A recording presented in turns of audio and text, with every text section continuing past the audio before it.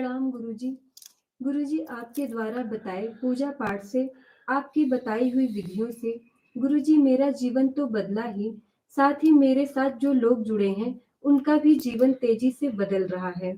मेरे साथी मुझसे पूछते थे कि आप किसके पास जाते हो, तो मैंने आपके बारे में बताया।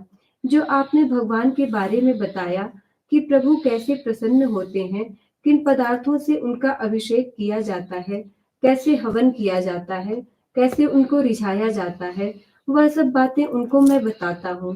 तो वह सब बड़ी तन्मयता के साथ सुनते हैं, मेरे साथ घंटों बैठे रहते हैं और ऊबते भी नहीं हैं गुरुजी। सब बड़ी एकाग्रता के साथ सुनते हैं और बड़ी कद्र करते हैं आपके ज्ञान की। यह सब गुरु बड़ी पुरानी पद्धतियों से जुड़े थे, उसी को ही वो भक्ति कहते थे। सबके सब वृंदावन से जुड़े हुए थे, ठाकुर जी की भक्ति करते थे। गुरुजी घंटों महामंत्र की माला किया करते थे। इनके जीवन में कोई न कोई निराशा तो नहीं थी, पर गुरुजी आपने जो बताया कि भगवान श्री सालिग्राम जी का पुष्पार्चन कैसे करते हैं, वह मैंने इनके साथ किया। कैसे उनको केसर और मोगरे की रूह से अभिषेक करते हैं, कैसे ज्योत प्रज्वलित करते हैं, कपूर का दिया कैसे जगाते हैं, यह सब मैंने उनको बताया और उनको बड़ा ही रोमांच हुआ। गुरुदेव, उनके जीवन की बहुत सारी समस्याओं का भी निदान हुआ है। एक यूनिवर्सिटी की स्टूडेंट हैं, उनको मैंने आपके द्वारा बताए हुए आदित्य हृदय स्तोत्र की महिमा बताई। उसने पारायण किया बड़ी शिद्दत से। और एक फिजियोथेरेपिस्ट है गुरुजी, मैंने उनको बोला कि मेरे गुरुजी ने बताया है कि इसको ऐसा करने से गवर्नमेंट जॉब मिलती है या बड़ा ऊंचा पद मिलता है। मैंने उसको वैसे ही बता दिया और मैंने साथ में यह बोल दिया कि इसको करने से तुमको सैल्यूट भी मिलेगी। गुरुदेव, चमत्कार हो गया। उसको मिलिट्री में एज अ डॉक्टर जॉब लग गई। अब उसको सैल्यूट भी मिलती है। खुश रहिए, बहुत आशीर्वाद, शुभकामनाएं। ये आप जितने भी जन हैं हमारे साथ, आप सब इस प्रकाश को आगे विस्तारित ही तो कर रहे हैं, इसको आगे अग्रसारित ही तो कर रहे हैं। ये अधिकतम जो वांछित और वंचित लोग हैं, एक तो वांछित यानी कि ग्रहणीय, रिक्वायर्ड, और दूसरा वंचित जो जो जिनके जीवन में अभाव है, उनकी प्रतिपूर्ति में आप लोग सहायक ही तो बनेंगे। क्योंकि प्राथमिक पृष्ठभूमि में, प्राथमिक पैरामीटर्स पर पहले आपकी संतुष्टि का भाव जागृत और प्रतिष्ठापित होगा। जब आप अपने स्वयं के अनुभवों से सैटिस्फाइड हो जाएँगे, अनुभवों से संतुष्ट और शांत हो जाएँगे, तो आपके मन में एक विचार प्रदीप्त होगा बहुत तीव्रता के साथ कि हम इस सुखमय बात को, इस अच्छी बात को और लोगों तक बाँटें। क्योंकि सुख का ये बेसिक धर्म है। अच्छी चीज़ जो आनंदवर्धक है, जो हमारे जीवन में आनंद की वृद्धि करती है, जो हमारे जीवन में सुख और संतोष की प्रदायक है, उसका स्वाभाविक गुण है विस्तार। जैसे सुगंध का स्वाभाविक गुण है प्रसार, जैसे ज्ञान का स्वाभाविक गुण है लोगों तक पहुँचना, तो लोगों तक फैलना। जैसे प्रकाश का स्वाभाविक गुण है सभी के जीवन को आलोकित कर देना।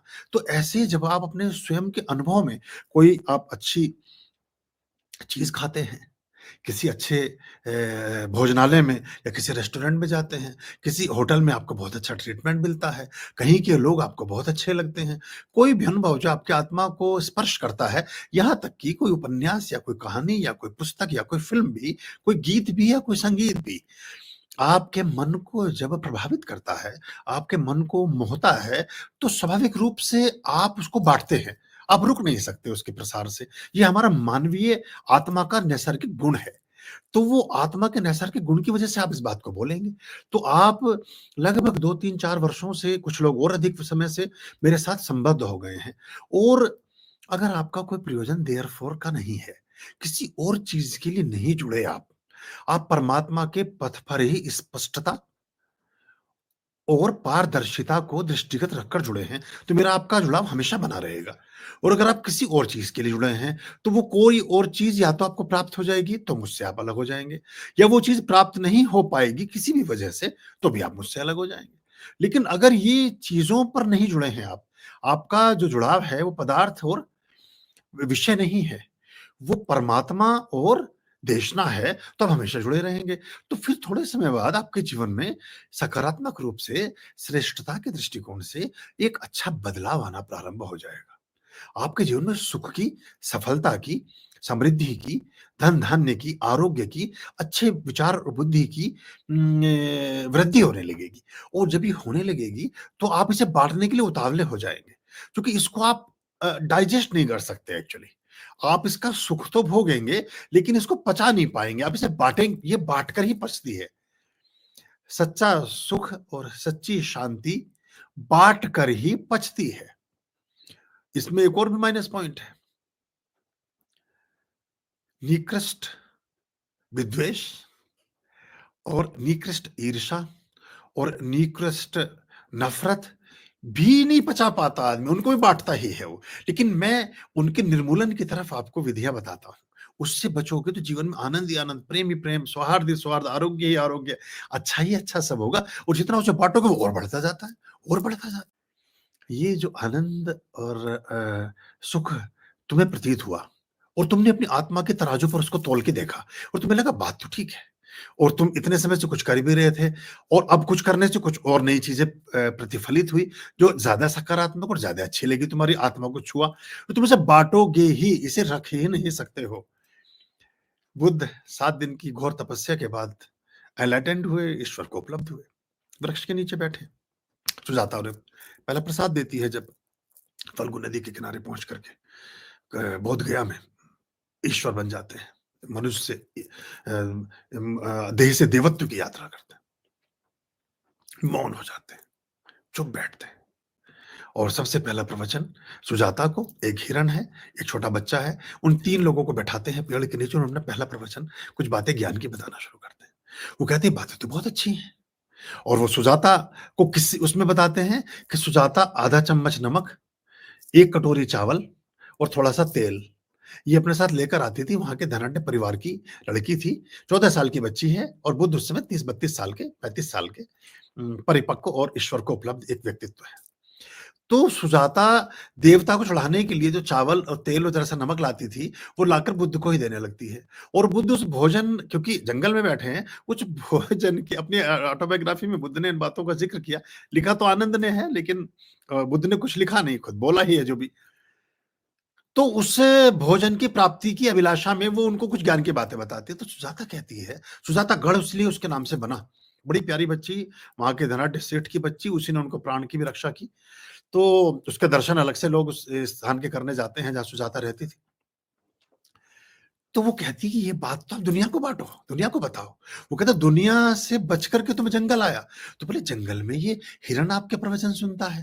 ये छोटा-सा बच्चा नंदू, ये मेरे पास बैठता है 8 साल का और मैं 14 साल की बच्ची, मेरी कुछ-कुछ समझ में आती है। ये नंदू को कुछ मज़ा आता है जब आप प्रतीक बताते हो और बाकी हिरण चुपचाप बैठा रहता है और तो कोई है नहीं यहाँ। तो ये बात तो दुनिया तक जानी चाहिए। फिर वो नीचे उतरते हैं, सारनाथ आते हैं और पहला प्रवचन 5 लोगों को, उन पुराने अपने साथियों को खोज कर इकट्ठा करते हैं, उनको बताते हैं। तो ये इसलिए बता रहा था कि जब भी परमात्मा आपके जीवन में उतरेगा, आपका हाजमा गड़बड़ा जाएगा। आप पचा नहीं सकते परमात्मा को, आप बाँटेंगे ही। बिना बाँटे परमात्मा को रख नहीं सकते हैं आप। जब तक वासनाएँ केंद्रीभूत होंगी, जब तक स्वार्थ केंद्रीभूत होंगे, उनको आप ताला लगा के छिपाना चाहेंगे, उनको किसी से बताना नहीं चाहेंगे, उनको ढकना और आवरण में रखना चाहेंगे।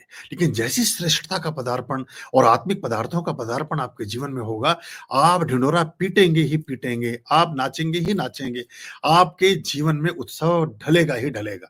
ये लोक लाज सब छोड़ी रे और पग घुंघरू बाँध मीरा नाची रे। तो फिर तो वो राज घराने की रानी है, लेकिन वो तो फिर रा रा राम रतन धन पायो, फिर वो अलग एक बात। तो ये जब जैसे ही परमात्मा प्रविष्ट होगा जीवन में, आप कुलबुलाएँगे और वो बातें आपको बतानी ही होंगी। तो ये सुखकारी है, अच्छा है और इसको आप हज़म नहीं कर सकते हो। और अगर परमात्मा को ही पाने चले हो, तो वो आपको मिलेगा भी और आप उसे बाँटेंगे भी। ये अनिवार्य सत्य है, ये आप मान कर रखें और ये अच्छा भी है। आर्याम् अभयाम्बाम् भज रे चित्तसन्ततं